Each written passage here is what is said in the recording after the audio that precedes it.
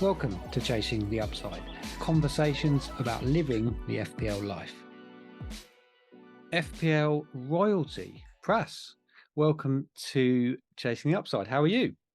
I'm very well, thank you, Ben. Thank you for having me on the show. Absolute pleasure. No, my pleasure. My pleasure. I'd like to begin where I begin all these conversations and go back to your origin story of FPL. So, where did it begin for you? So I've been in London now 13 years. So 2010 is basically when I came to the UK, and I was staying with my cousin, and her husband is a huge Arsenal fan, and we were staying together, and we had banter because Arsenal Man United during those times was the thing, right? So there was a lot of football banter between us, and then I came into the country maybe July, and he was making this FPL team, and I was like, what I was curious. So I learned the ropes through Nelson, so shout out to him. And he basically just made me create my team, and that was the first time I sort of got involved. But it was a side product of football at the time. It was just a thing that you have as a so that you can have a few players that you can not root for, but have in your team and you can flex. And that was it. So, Nelson, does he still play now? He does, yeah, yeah. He Okay. he made me join this mini league, and he's been upset because I've won that mini league ever since I joined it. But no, he's I wouldn't say a casual because he does consume content. He listens to some of my stuff that I do, and we discuss football all the time. But he's one of those which he doesn't stress about the leaks or fixture postponements. He's just a guy who watches football every weekend, does his transfers every week. So I would say, he has good finishes, but he's not like a super, psychotic engaged manager like some of us are on Twitter. I shouldn't use the word psychotic, but Well, it's probably quite correct actually. And Nelson seems to have it right because I think that if you can consume the content and just enjoy football and FPL together, and it's not because if you are really really engaged, it is a bit separate sometimes, isn't it? So maybe Nelson has it right. So yeah, yeah. yeah. I mean, to be honest with me, as a Man United fan, um, I don't know if I would have been so deeply into FPL if Man United was doing as well as they were doing before 2010, right? Because before then, it was all about them. I mean, over the weekend, I'd just watch a United game and one other interesting game that I'd want to. My mood swings would depend on how the team is doing, how much far behind we are to Chelsea, or before that to Arsenal.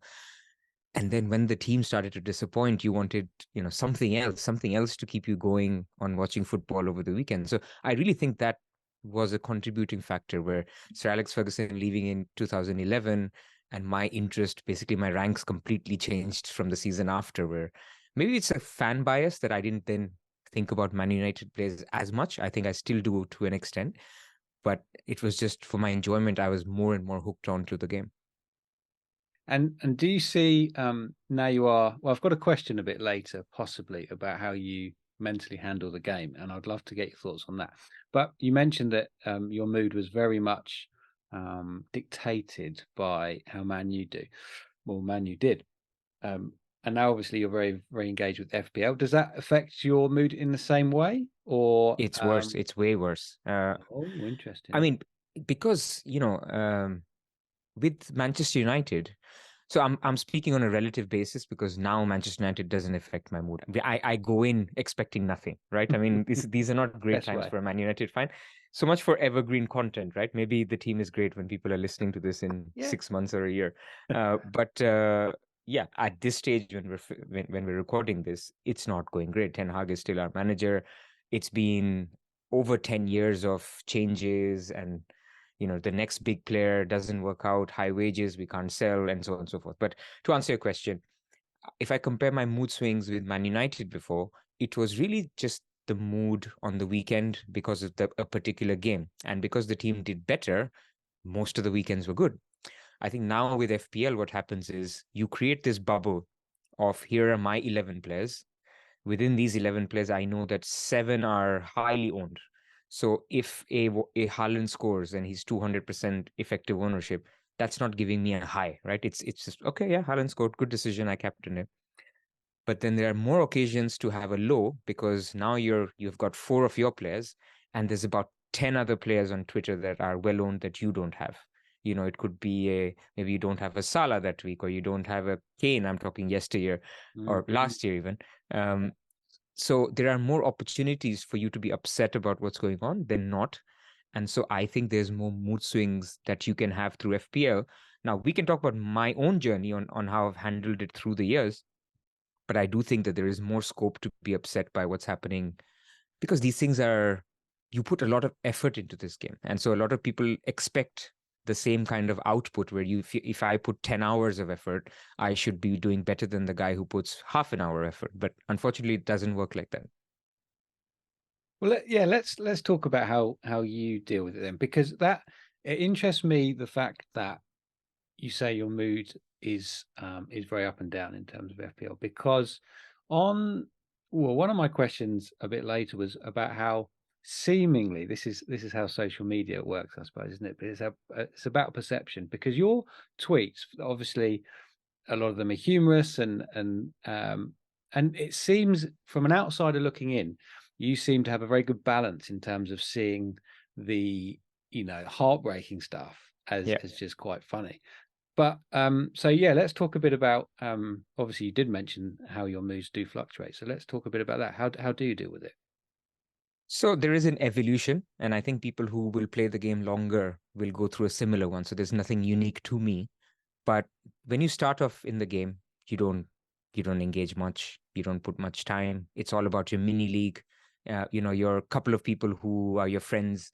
They've got an Anthony Gordon or Watkins, and you don't have, and it's all about that.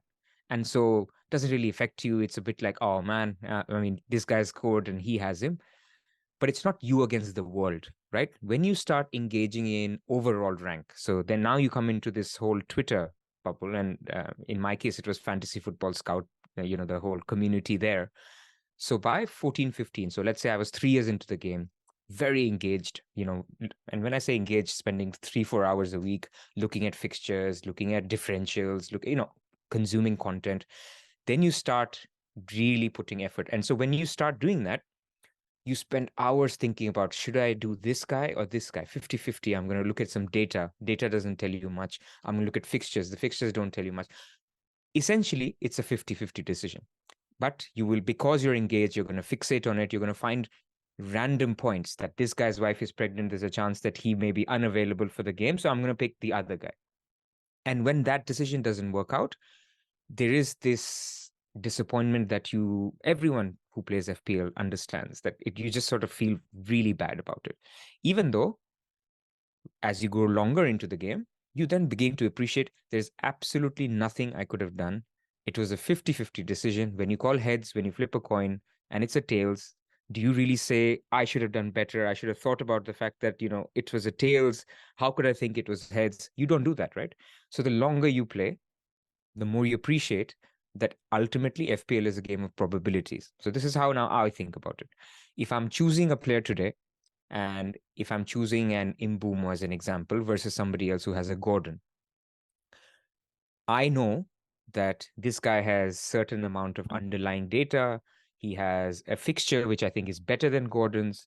I think he's on penalties and Gordon isn't on penalties. So all of this tells me that in my coin, the chance of me being right, so let's say I want heads, the chance of me being right in heads is 70%. Somebody else who's picked Gordon, he's thought about Newcastle. He's thought about he's very attacking. He plays up front in the last 20 minutes. His odds of being right when flipping the coin is about 55%. So we're both engaged managers. We put good picks. Mine is 70. His is 55. For me, it turns out tails. He gets ahead. So Gordon wins. It doesn't affect me at all because I knew that I'd used all my decision making and made the decision using that. So ultimately, yes, of course, everyone feels bad if your team doesn't score points, but I don't let it affect me at all now. It's people use this term good decision, bad outcome. It's a well-used term, but not a lot of people use it. I think by the time I lock in my team, I switch from, and if people who follow me on Twitter will notice this, during the week, I'll be massively serious in my podcasts. I'll be serious about my moves. I'll be talking about 10 game weeks later, we'll be doing this, or why this guy's better than this, because you can look at, this type of underlying data.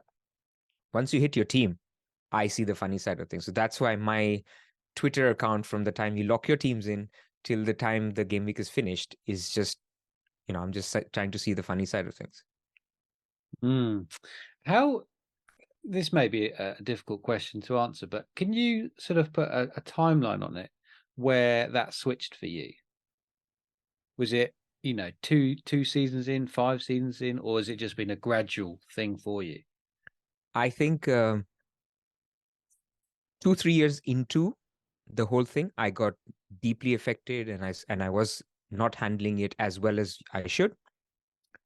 And it got worse when websites like Live FPL came in. And now I want to shout out Dragapoli. I think it's the best tool you can have if you use correctly.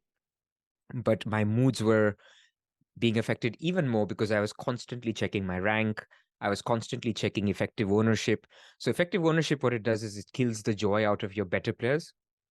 So it's the first time you realize, I haven't captained Haaland. So if he does well, even though I own him, it's actually bad for me. So now you're actually rooting against a player you own. Then you keep looking at your rank and you say, if I don't own Salah, if he scores in this game, my rank is going to go from here to here. So there was a time when it became even worse, where I was checking Live FPL all the time. And then after a point, I just said, look, I need to stop with this. I need to stop with this engagement of this obsession with rank, this obsession with looking at live ranks of, to an extent, effective ownership. I'd still like to know what are the ownerships of certain players. And so it's not really linked to number of years. It's linked to a couple of years after Live FPL was introduced. I think this was 2017 or something. So 2017 to 2019. So I'm saying 7 years after playing the game, I began to have a healthier relationship with it, where I don't open Live FPL now. After the first game has kicked off, where I have seen the effective ownership of players, I've seen, who are my big differentials versus who are the guys I will kill my rank. Apart from that, I do not check my rank unless I'm having a superb game week, in which case I can give myself a little bit of a treat.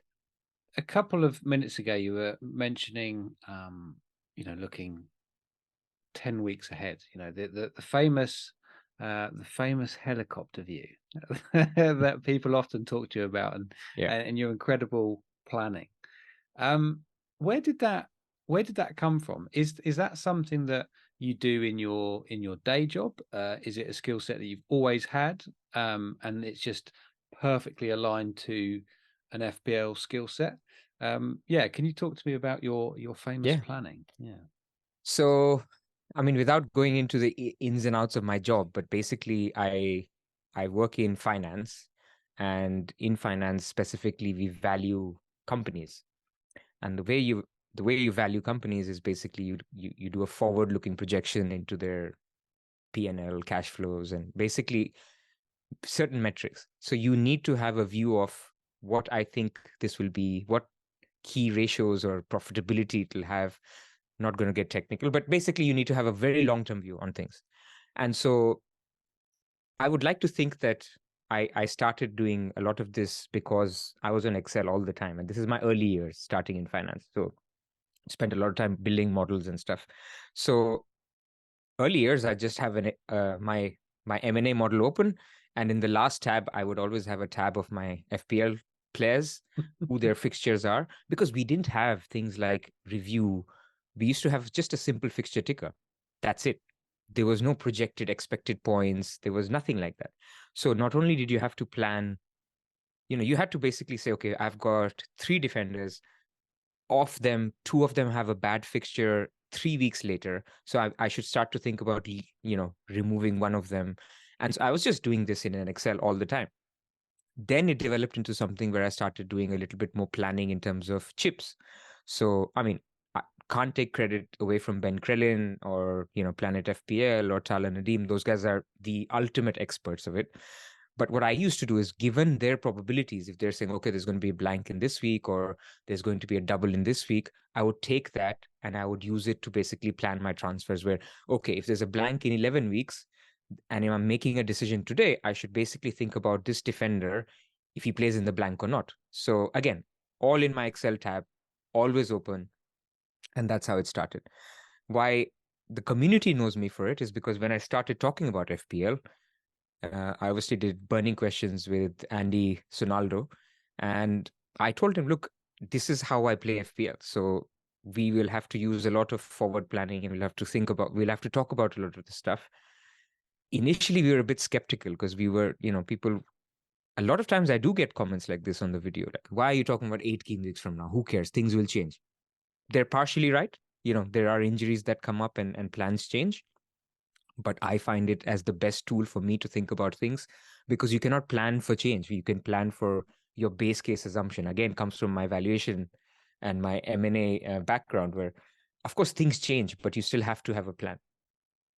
Over the years that you've sort of been forecasting a few weeks ahead, have you kind of landed on a sweet spot of potentially how many weeks that is for you? Obviously, everybody's different. There's going to be some people that, like 2 or 3 weeks. There's some people that just rock up on a Saturday morning Yep. and miss the deadline because it's on a Friday. But have you sort of in your spreadsheet or whatever you work on now, is there a sweet spot for you, or does it totally vary on the sort of the layout of the season? Correct. It's actually the layout of the season. So Okay. there are certain checkpoints that I like to think about in the season where things change drastically. So if I think about game week 1 this season, which is 23-24, it was game week 8, which was basically the time when there's a massive fixtures turn. There was another one on game week 10. So this is why these were the two popular wildcard windows. So when I'm planning my Excel, or in this now using planners, I'm going only up to 8 game weeks. If I'm thinking about things, let's say in game week 12, 13, I would be planning until the blank game week, which could be game week 18. Or now, as we're getting closer to the blank, it could be the time when the players leave for Africa Cup of Nations or the Asia Cup. So there's always these little checkpoints until which I want to plan, because I want to think about what happens in that situation. Because there's no way I can plan beyond that, because I don't know if people will sell a Salah and a Son. Where do they go with that? I don't know that yet. So it really varies depending on season. And as doubles and blanks come in, it even affects that, as you need to sort of take that blank into account and then plan beyond that or not. I'm intrigued if you've ever have you ever shied away from that, the forecasting and the planning? If for instance, because I presume it takes a reasonable amount of time, and a few minutes ago you were talking about how sometimes when you can put so much time into it and you don't feel like you get the rewards because of variance or because of luck. So with this, planning has obviously worked well for you, but have you ever been in a situation where you've actually, changed philosophy slightly because maybe because of variance, or maybe because it is taking too much time, or have you always been quite set on it? So I think that's a great question. And the good thing is now we have tools available that reduce the time drastically that's Okay. needed to plan, right? So I don't have an Excel tab anymore because I can use tools like FPL Review, where I put my team in and I can actually see where the next fixture swing is for my team. I can use Plan FPL, I can use Team FPL.team. So those are basically, you can do what I was doing in an Excel 5 years ago, 10 years ago. You can do it with your team and actually visualize where are the areas that need work. I will not really stop doing that, Ben, because coming back to our coin toss example, I feel there's very few things you can control as managers. You can't control if your player misses a penalty or not, if he gets injured or not. But you can control when you buy certain players and when you sell certain players. Because the one thing people will not debate is easier fixtures means higher expected points. Does it happen or not? We go back to heads or tails. I mean, I can't tell you if it's 70% heads will work out or not. But I do know that if I pick a player that's a great player, let's say Sun, over 3 great fixtures, I'll be unlucky if it doesn't go well. And so the one scarce resource that we have in FPL is number of transfers. So optimizing a number of transfers to maximize the fixtures that your players have, the easiness of the fixtures that your players have, that's an edge. That's the edge that I have in FPL, and other people also have it now with all these tools available. But I feel this is where I hopefully will do well, and I have done well in the past. So I don't think that part of FPL will ever go away because I enjoy that the most. Mm. Yeah, and that's what it comes down to, doesn't it? If you've got a method that you enjoy, and it's bringing you success, I suppose why would you change it? Yeah, Absolutely. So looking back on the 13 years of FPL glory, what's your best rank that you've ever had in a season? Can you, when you reflect on that, firstly, let me know what the best rank was, and have you reflected on why it was that good? 2021. Okay. Basically the Salah triple. I don't know how long you've played or if you remember that. There was a game week 26 with Salah having Leeds at home and some other team at home. Very easy. Very easy. Norwich at home. Leeds at home and Norwich at home. So that was the season I had my highest rank of 4K, around 4K. Okay. And number one answer is I got lucky, right? Okay. I don't think anyone should say anything else, because if you make good decisions, you're still hoping your 70% coin toss lands in the 70%, not the 30%. But apart from getting lucky, I think I loved that season because I went different to the popular chip strategy and it worked out. Again, partly because of luck, but partly because of a little bit of planning.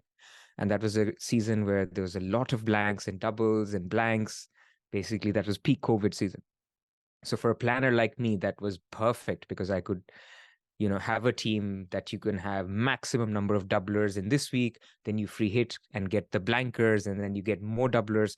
So when a lot of people were looking at triple captain link Salah for this game week,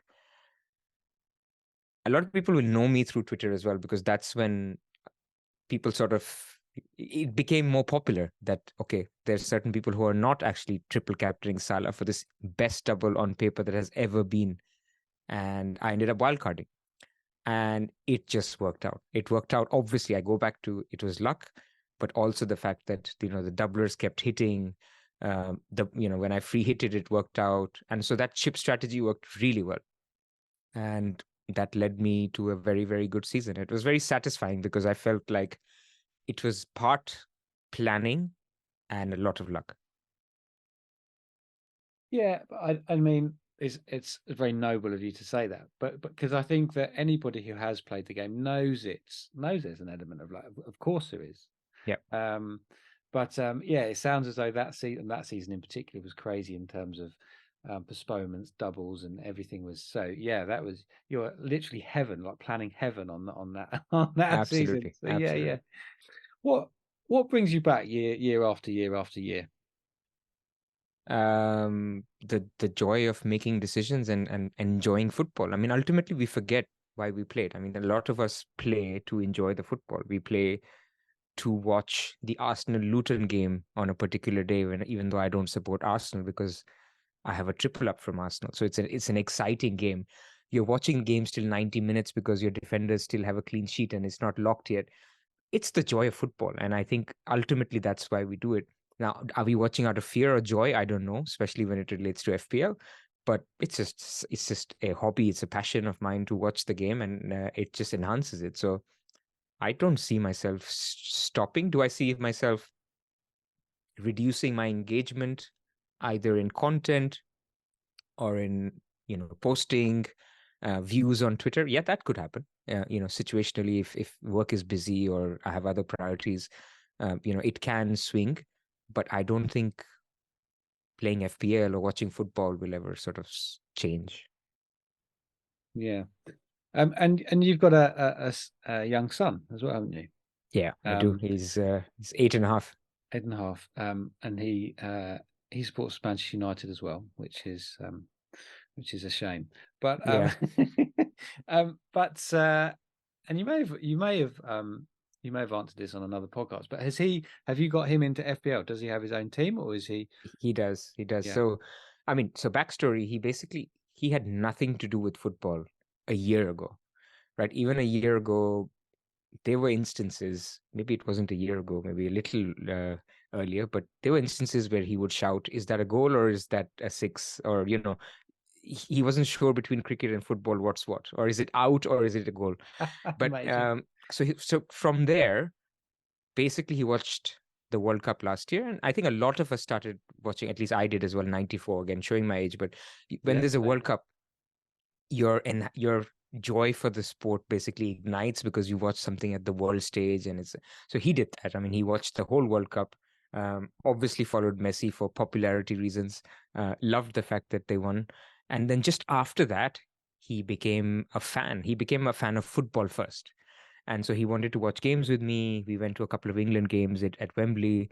And so he gradually became a fan. And then over the summer, he decided, okay, I'm going to support, or actually, little bit, maybe Easter, when I think Man United won the Carabao Cup, is when it was the first time he said, okay, I will commit to Man United. If you support them, then I will also support them. Obviously, he doesn't know what he signed up for because it's been all disappointment after that.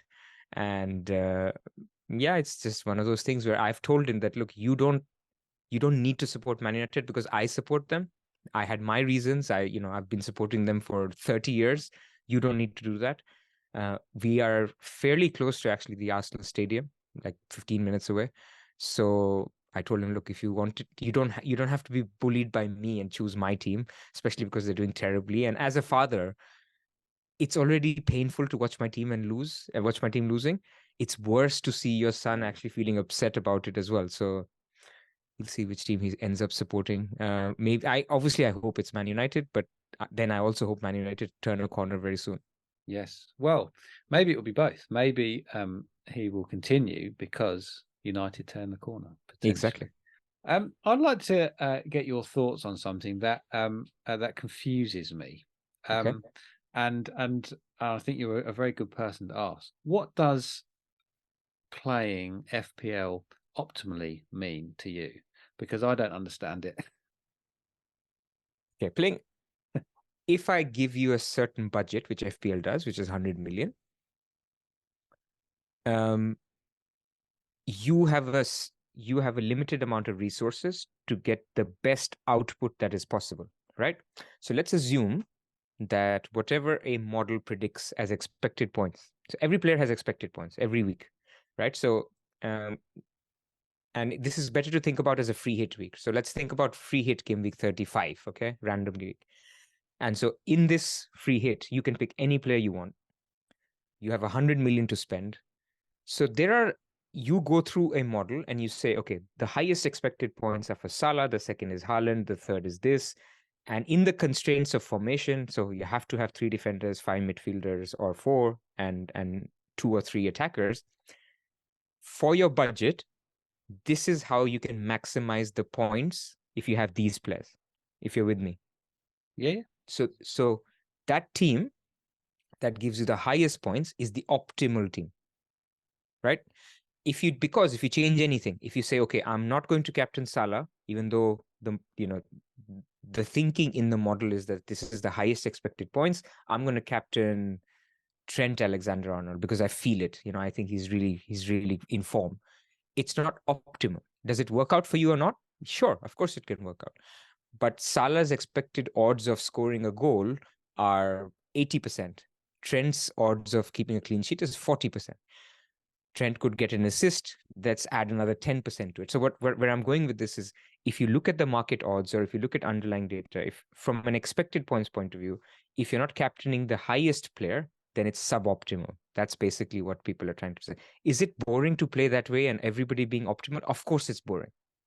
But I'm just trying to give you the answer of what is optimal and why people talk about optimal, suboptimal. Yeah, I mean it does make absolute sense. But then I suppose the counter to that is that there's like you sort of just mentioned, there's so much. Yes, you've got models and you've got statistical breakdowns of things, but there is nuances as well, isn't there? 100%. So you could actually, and why it confuses me is because yes, it could be optimal in terms of what the model says, but then there's all this other information that you're not taking into account. So I suppose, yeah, it always struck me as pretty much impossible to play. Yeah, you're right. Look, to answer the first thing, look, the model does try to take everything into account, but it can't. Mm, It is a model. And people like me who've worked with financial models are comfortable knowing that, right? When I project out, we are paying billions of dollars to acquire companies based on a model.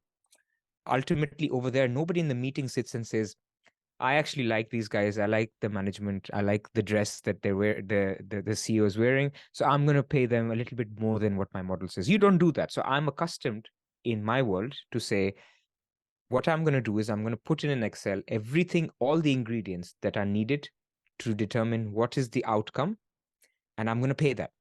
Whether that's correct or not, you're absolutely right, because what you have is sensitivities, right? Salah could score 8 points, but in reality, what they do is the model runs the simulation about 1,000 times. And in the 1,000 times, in some cases, Salah got injured in the first minute. In some cases, Salah scored a hat trick. In another case, he got a blank. In another, he got a brace. They run the simulation 1,000 times, and then they say, on average, over the 1,000 simulations, he scored 5.6 points. And so that's your expected value, the EV that people talk about, of what Salah can do in this particular week. Is it correct? 100%? Absolutely not, because Salah could have had a curry the night before and not feel so well, and that's not simulated in the model. He could be having personal issues, which we cannot mm, see, that is not captured in the model. But then the counter to that is the person who's not using the model, how do you know what an optimal is? Because you're also saying, hey, you know what? I was at the training ground and I saw Sun. He was sharp. Come on. That's also suboptimal because you don't know what else is happening. Was he just laughing because somebody told him a joke? Was he just running fast because the manager asked him to run fast? So there's no right answer. There's no Bible. Some people say, I'm going to use this as the best estimate. Some people say this is rubbish and I'm going to use my judgment, my gut call. All of that is fine. Whatever gives you joy in the game. mm. And well, and that's how we started with Nelson, didn't we? Joy in the Yeah, game, exactly. which is Exactly. and whatever brings you that. Yeah, can you imagine in these big board meetings where you've got these incredible models, in front of you, and then the CEO says, "Right, I'm just going with a vibe choice here." Yeah, Just to go away exactly. from that, I'm just going with the Exactly. feels, yeah, which is of course what you see on the X community. Um, all right, Pras. Well, I've had a really, really engaging and nice chat. So thank you so much for spending the time with me. Likewise. We're nearly coming to the end. So I'm going to wrap up with the final two questions, if I may. The first one being your champagne moment, your favorite ever FPL moment of all time. So you asked me this question, and I'll have to go back to the Salah triple captain week. It was the week where Salah scored 26 points.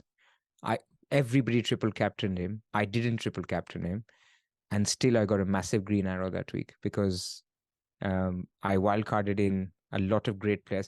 So maybe some people give you an answer of Aguero's hat trick in this game gave me the most joy. I'm a planner, so if my plan works out and the plan doesn't involve one player, that has to be my favorite moment. When I think about when it really worked out, where I was able to get an edge, that was it. So I would have to go for that week, game week 26, 2021 season. That's amazing. And that's so you as well. The fact that that your favorite ever FPL moment is when all the stars aligned and your Absolutely. plans just ticked all the boxes. That's incredible. Just quickly before we go on to the last question, something's just come into me. Because you mentioned there that you didn't triple captain, but your team was still incredible despite that. Yeah, And that to me is what happened. I mean, I go through. I think everybody who engages on X goes through this of fear of missing out, essentially. yeah, And you just see tweet after tweet after tweet or article saying, do this. And I think a really good reminder is something like that, is that you can, I mean, you can, if the rest of your team is great, you can go without Haaland for the whole season and still do fine. correct. But it's so difficult to get past that mental block. Do you suffer from that? And if you don't, um, why is that? Have you got strategies around that? Everyone suffers from FOMO. If you're in a community, and this isn't just got to do with FPL, it could be with work, right? Everyone wants to go have a beer on a Thursday night, and you don't feel like it, but you go anyway. So it's not an FPL thing. It's just you want to be part of the crowd. There's also a little bit of a group think where if you think so many people are doing something, it must be right. So you're questioning yourself. So it's natural. I don't think there's an answer to fight it. I think the only counter to this is what you need to do is have your own process. How do you evaluate something? How do you say that this particular bandwagon is right for me or not? So there's a couple of things. One, you need to look at your own team and say, what is my weakest link? So if everybody's buying Dubravka in a particular week and you have other problems in your team, which is, you have an injured player like an Eze, well, don't buy a Dubravka. If your process always says, look at the weakest link in my team, make good decisions based on that, or if your process says, if I believe in a certain team, so this is my second point, if I believe in underlying data, if I believe in eye test, if I believe in vibes, whatever your thing is, and if this particular bandwagon passes that, think about who you're selling and who you're buying. So if who you're selling is a weakness and who you're buying is a bandwagon, don't fight it. It's okay. It makes sense. The template often works out because the template is close to optimal, but there are some really silly templates as well. I mean, there's weeks where people sell Watkins for Darwin Nunes and it doesn't work out. Now, does that mean it was a bad decision? No, because some people did it because their team was in such great shape that they were able to take a little bit of a gamble. In other people's cases, they saw this and said, oh my God, I have Watkins, but I have 5 other problems. But if everyone is getting Darwin, he's playing Fulham and Sheffield United, I must do it. Now you've basically dug yourself a bigger hole where you've made a mistake that the rest of Twitter made, but they had no other problems. You still have your other 5 problems. So I think having an individual process, like I mentioned, of how you evaluate things, how you evaluate your team, and then you don't have to be different for the sake of it. If a bandwagon makes sense, do it. If it doesn't make sense for your team, then don't do it. Quality. Look at that. Look at that. Just. I mean, yeah, that would take me sort of years and years and years to work out that. But that's great. Well, that's a really nice way to sum it up, actually. And yeah, it's very topical when you mentioned Dubravka, just because the time of recording of this, there was a big bandwagon, can't even say it, a bandwagon for Dubravka, and a huge amount of -4s for Darwin as well, and that's worked out really well. So that's good. Yeah, it's one of those things, right? I mean, again, we don't need to talk about the specific decisions, but it was right for some teams. It was definitely not right for other teams. Mm, mm. Yeah, it's that it's the hive mind where you're thinking, and I've absolutely done this. I've made it was totally wrong, but I've made a decision because if I'm thinking to myself, if this goes wrong and this player blanks, well, at least everybody will be in that position. Whereas if I make that decision and he bangs and he goes completely mad, I am going to feel awful. So you're kind of just it's not the right, of course it's not the right way to play the game. This is where the models help, by the way, because the model is an unbiased friend.